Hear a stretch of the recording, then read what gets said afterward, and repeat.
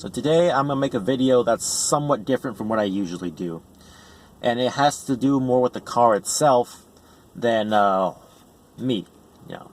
So the car I'm in today is a 2014 Toyota RAV4 XLE from the US market. This is a front-wheel drive model. Now, what I'm going to do today is take this car off-road. Oh yeah, you heard that right. Off-road. And, I mean, this car is pretty low. It's comparable to a Camry's ground clearance. A Camry's ground clearance from 2014 has about 6.1 inches of ground clearance, and this car has 6.3 inches of ground clearance. Now keep in mind, when you see the side profile of this car, you will think, or at least I thought, this car was pretty darn tall. Because the other day, I tried measuring how high the car is, and I can fit a whole ruler on in between the ground and the wheelbase. Even though you can fit a whole ruler in between the car and the ground, if you look under the car where the chassis is, the exhaust system is kind of dangling in the middle of nowhere. Like, the exhaust system is kind of low, so that takes a whole chunk of ground clearance off the spec sheet. And there's two bolts hanging down, which I feel like if I hit a rock, it might snap off. But either way, I'm going to try and take this car out off-roading. Is it particularly a good idea? No. Is it going to go very far uphill? No. But I just want to see how challenging it is, and because I want to see how this car does off-road. And even with its all-wheel drive models, they're not really capable. I looked up some YouTube videos the other day, just so I can prepare myself on what to expect. Even the all-wheel drive models don't do too well, because these cars aren't really built for purposely off-road. You see what I'm saying? Those are left to the lifted 4Runners, Tacomas, Land Cruisers, those trucks. This car is meant for commuting, which is why we bought this car in the first place.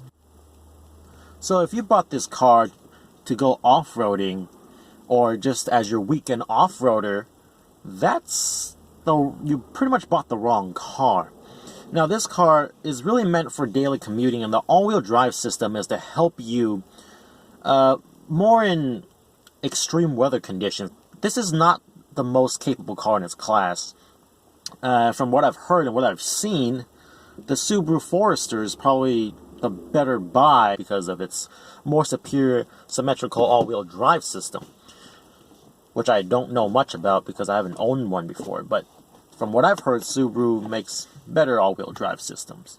Today I'm going to go to the Carnegie SVRA, State Vehicle Recreation Area, in Tracy, California. I don't expect much to happen. Now, that being that this is not a this is not an all-wheel drive vehicle, Toyota did not put a center diff lock button because there is no diff. In all-wheel drive models, there is a diff lock button, and so that might help a bit with the off-roading experience. But this car has Toyota's so-called auto LSD. It's not a mechanical LSD, limited step differential. It's an open diff with traction control.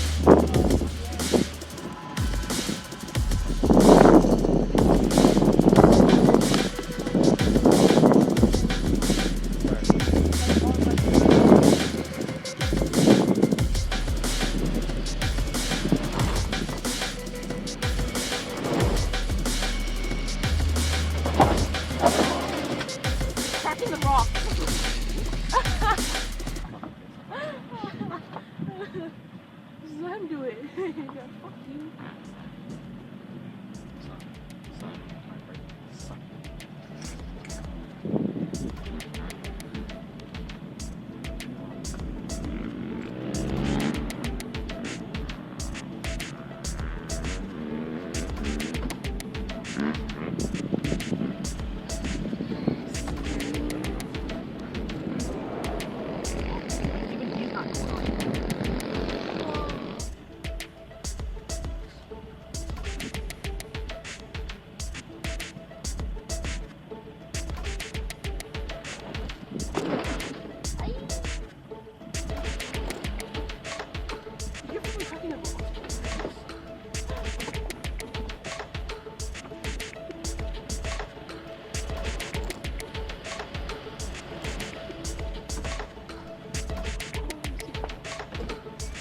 Don't help them.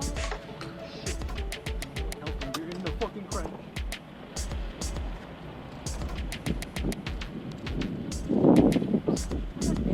What's that?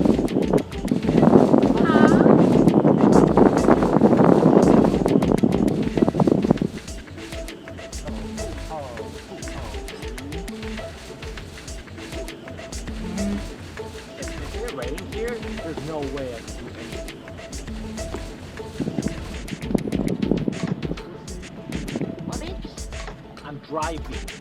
I'm driving dangerously. I'm sitting dangerously. Can you stop? Fucking like calm the fuck down. You're not doing shit.